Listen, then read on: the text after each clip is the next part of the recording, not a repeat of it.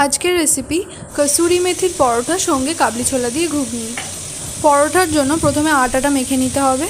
এর জন্য সামান্য পরিমাণে লবণ, হলুদ গুঁড়ো, জিরে গুঁড়ো, ধনে গুঁড়ো আর গোলমরিচের গুঁড়ো, কসুরি মেথি, সাদা তেল আর টক দই দিয়ে মেখে নিতে হবে। আর খুব অল্প পরিমাণে জল ব্যবহার করতে হবে, কারণ টক দই দেওয়ার ফলে জল খুব কমই লাগবে। এখানে 500 গ্রাম আটার মধ্যে 200 গ্রাম দই দেওয়া হয়েছে।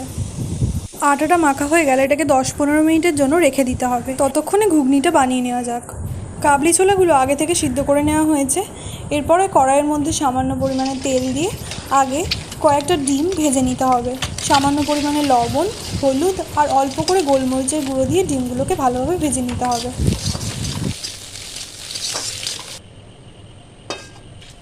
ডিমগুলো ভাজা হয়ে গেলে এরপরে তেলের মধ্যে তেজপাতা, শুকনো লঙ্কা, গোটা গরম মশলা আর কুচানো আদা, রসুন আর পেঁয়াজ দিয়ে কিছুক্ষণ নাড়তে হবে।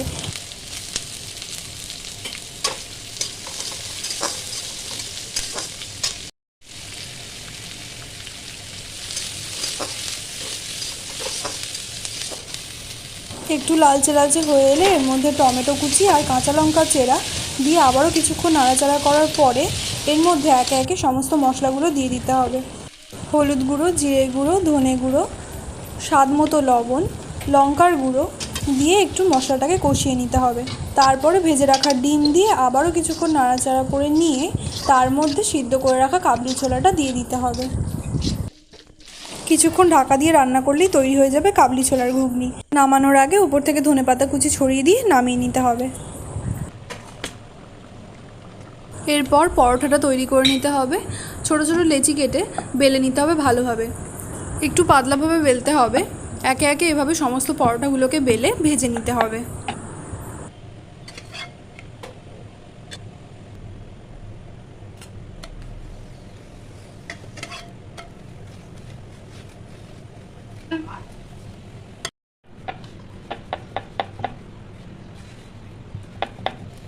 তৈরি হয়ে গেছে কাবলি ছোলার ঘুগনি আর কসুরি মেথির পরোটা।